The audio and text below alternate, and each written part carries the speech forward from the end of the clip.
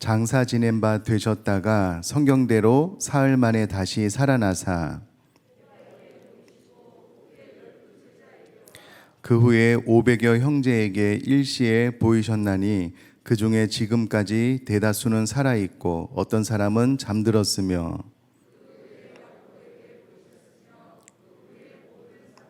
같이 읽겠습니다. 맨 나중에 만삭되지 못하여 난 자 같은 내게도 보이셨느니라. 아멘. 자, 오늘은 부활의 증거에 대해서 나눌 텐데요. 우리가 집에 물건이 많으면은 한 번쯤은 물건을 잘 정리해 두면 그 물건이 어디에 있는지 아는 것처럼 우리가 부활을 다 믿지만 이와 같이 한 번, 두 번 계속해서 부활에 대해서 말씀을 듣고 정리해 놓으면은요, 누군가 우리에게 부활에 대해서 물을 때에 체계적으로 잘 이야기를 해줄 수 있거든요. 그래서 오늘은 좀 논리적으로 부활의 증거에 대해서 좀 말씀을 나누도록 하겠습니다. 세상 사람들이 예수님의 탄생을 믿든지 믿지 않든지 그거와 상관없이 인류의 역사는 예수님의 탄생을 기점으로 해서 BC와 AD로 나뉘어집니다. 예수님 탄생 전과 예수님 오시고 난 이후 주전과 주후로 나뉘어지고 있습니다. 그러니까 좀 아이러니하지요. 나는 예수님을 믿지 않아요 라고 말을 하지만 우리는 예수님이 탄생한 것을 기점으로 해서 주후 AD 2022년 7월 4일을 지금 보내고 있는 것이거든요.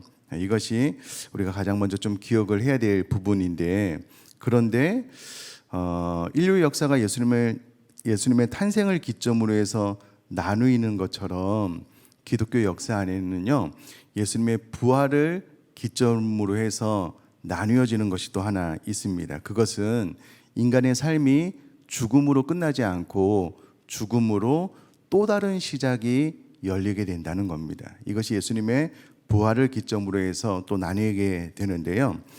여러분, 예수님의 부활 사건은 역사에서 일어났던 가장 놀라운 사건입니다. 가장 희한하고 귀한 사건입니다. 그래서 우리 기독교 안에는요, 예수님의 십자가 사건, 우리 죄를 대속한 사건 플러스 예수님의 부활 사건이 우리 기독교 신앙의 초석, 가장 기초가 됩니다.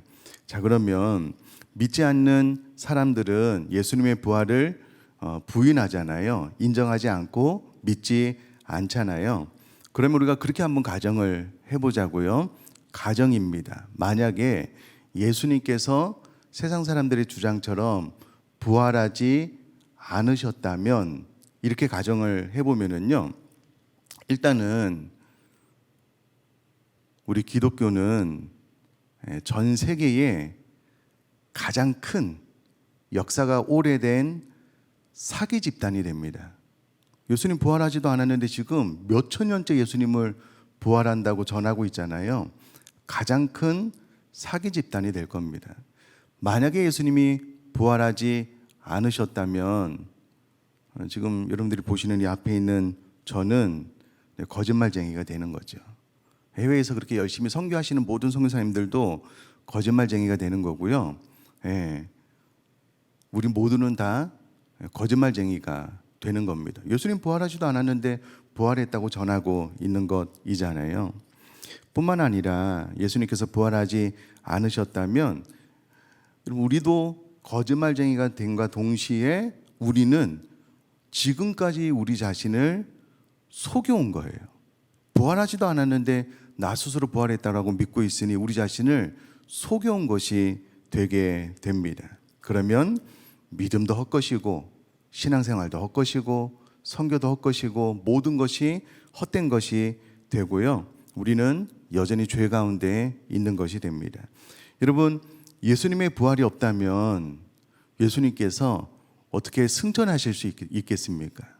예수님의 부활이 없다면 어떻게 지금 하나님의 보좌 우편에서 우리를 위해서 중보하실 수 있겠냐고요. 예수님의 부활이 없다면 어떻게 예수님께서 재림하실 수 있겠습니까? 그러므로 여러분, 우리에게 있어서 부활이 없다라고 생각을 하면 기독교 신앙 자체가 없는 겁니다. 아무것도 아닌 것이 되는 겁니다. 여러분, 만약에 누군가 기독교를 공격해서 기독교가 사실이 아니다라는 것을 증명해내려면 하나만 증명하면 돼요. 예수님이 부활하지 않으셨다. 하나만 증명하면 됩니다.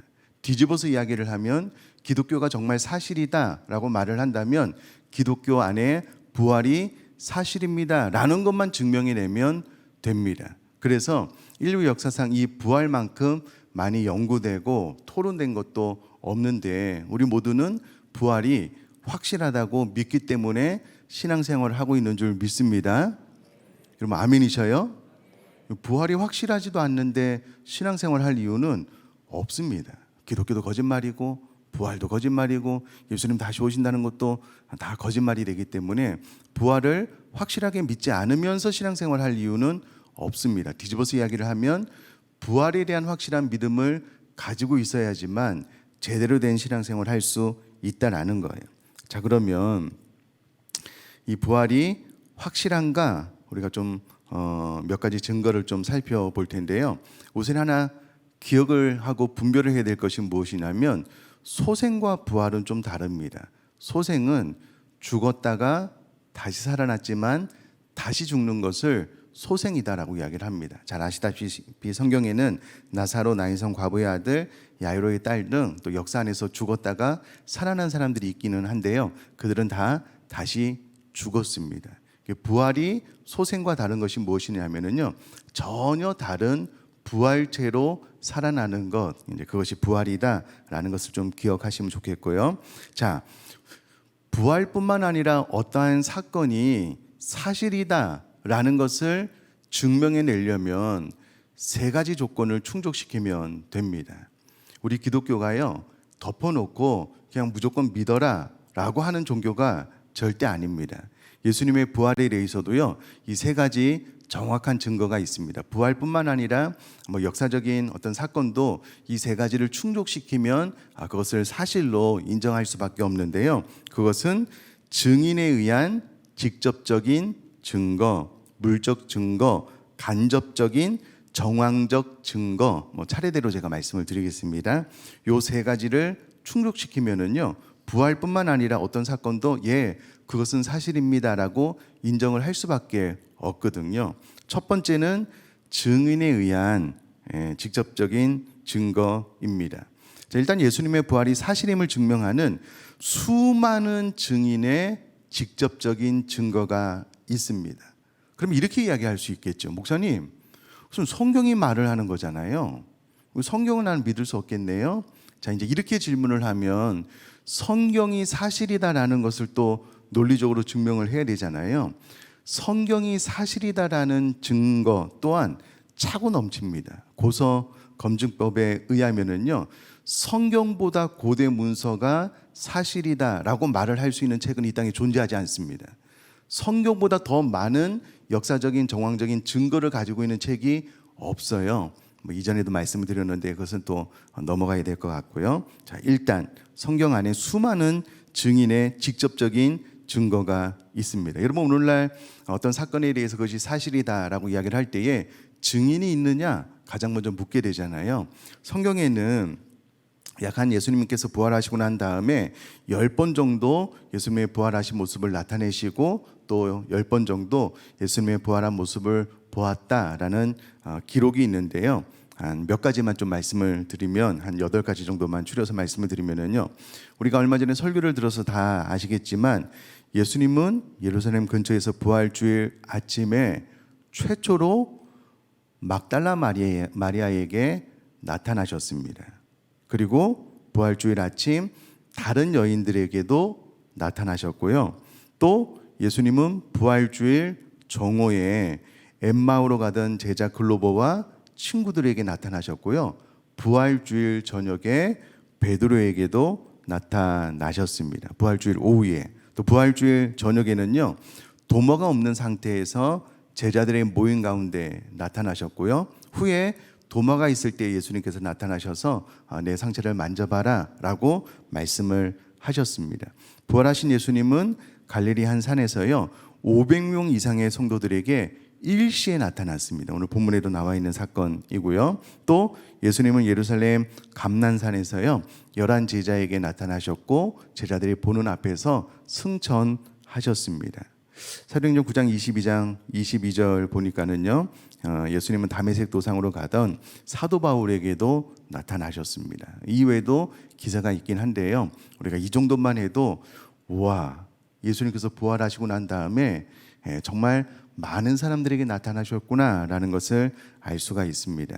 우리가 오늘 읽은 본문에는 이와 같은 사건을 사도 바울이 압축해서 이야기를 해주고 있는데요, 제가 고린도전서 15장 4절에서 8절을 다시 한번 보면 장사 지낸 바 되셨다가 성경대로 사흘 만에 다시 살아나셨다는 거예요. 그래서 게바에게 보이시고, 사도 바울은 압축했기 때문에 앞서 막달라 마리아, 다른 여인들 생략하고요, 엠마오로 가던 제자들 만난 거 생략하고 베드로에게 나타났다라고 이야기를 하고 있습니다. 생략한 거고요. 후에 12제자에게 나타나셨고 그 후에 500여 형제에게 일시에 보이셨다. 그 중에 지금까지 대다수는 살아있고 어떤 사람은 잠들었다. 그러니까 고린도전서를 기록할 당시에 예수님을 본 사람들 가운데 대다수가 살아있는 거예요. 그러니까 이 사도 바울이 예수님의 부활에 대해서 거짓말을 쓸 수 없고 거짓말을 할 이유도 없는 것은 예수님이 부활하시고 난 다음에 사도 바울이 고린도전서를 기록할 때에 대다수가 살아있는 거예요. 그러니까 증인이 있으니까는 예수님의 부활을 그 누구도 믿지 못할 수가 없는 거죠. 이것을 이제 고린도교회 성도들에게 전해주고 있고요. 그 후에 야고보에게도 보이셨고 그 후에 사도에게와 맨 나중에 만삭되지 못하여 난 자 같은 나에게도 다메섹 도상에서 만나주셨다. 이 일로 인하여 증인에 의한 직접적인 증거는 차고 넘친다라고 이야기를 할 수가 있겠고요. 두 번째는 물적 증거입니다. 증인들이 일시에 다 거짓말을 할 수 있잖아요. 그래서 이게 정말 예수님의 부활이 사실인가 이제 물적 증거를 좀 살펴봐야 될 텐데, 잘 아시다시피 종교 지도자들이 예수님이 부활한다라는 이야기를 예수님께서 살아있을 때 전하셨기 때문에 이거 거짓말하면 안 된다. 제자들이 예수님의 시체를 훔쳐가서 부활했다고 거짓말할 수 있으니까는 특별히 로마 당국에 부탁을 해서 잘 지킬 수 있도록, 그래서 평상시보다도 더 엄중한 그런 무덤을 지키는 일이 있었을 텐데요. 일단 예수님께서 부활하셨다라는 소문이 퍼지기 시작을 한 거예요. 그러면 로마 당국자들, 그 다음에 유대의 종교 지도자들이 예수님의 시신을 보여주면 끝입니다. 끝나는 거 아니에요? 제자들이 예수님이 부활하셨습니다 막 증거할 때에 이 많은 소동을 일시에 잠재우는 방법은 예수님의 시신을 보여주면 끝나는 거예요. 이거 봐라, 예수님이 십자가에 달려 죽을 때 옆구리 창 찔른 거 다 보이지 않느냐, 봐라. 이렇게 하면 그 모든 소동이 유대의 종교 지도자들이 일시에 잠재울 수 있었거든요. 그런데 못한 거예요. 할 수가 없었죠. 왜냐하면 예수님 부활하셨기 때문에 그렇고요, 예수님의 시신을 찾을 수가 없었기 때문에 그렇습니다. 자, 그러면 유대 종교 지도자들이 거짓말을 퍼뜨린 것처럼 제자들이 예수님을 훔친 것 아닙니까? 근데 여러분, 이것이 도무지 불가능한 사건이었습니다. 일단은 무덤은 봉해져 있었고요, 큰 돌이 막고 있었고요, 파수꾼이 지키고 있었는데 로마의 군병들이요 삼엄한 경비를 뚫을 수 없었습니다. 이게 왜 그러냐면 이때 당시에 로마 군인의 법이 엄중했기 때문에요, 상부에서 이와 같은 엄중한 명령이 내려졌을 때 시신을 잘 지키지 못하고 도둑 맞았다 그러면 본인의 목이 날아가는 일이었거든요. 그러니까 목숨 걸고 지켜야 되는 일이었습니다. 유대의 종교 지도자들이 예수님의 제자들이 예수님의 시신을 훔쳐갔다라고 해라, 그리고 너희들의 상부에는 내가 알아서 하겠다, 이제 이렇게 해서 무마가 되었지, 안 그랬으면 목이 달아날 일이 있었거든요. 그러므로 제자들이 이 삼엄한 경비를 뚫고 예수님의 시신을 훔쳐간다, 이게 불가능한 일입니다. 자, 또 하나, 이때 당시에 로마의 군인들은요 보통 16명이 한 조가 되어서 파수를 했습니다. 4명도 아니고 8명도 아니고요.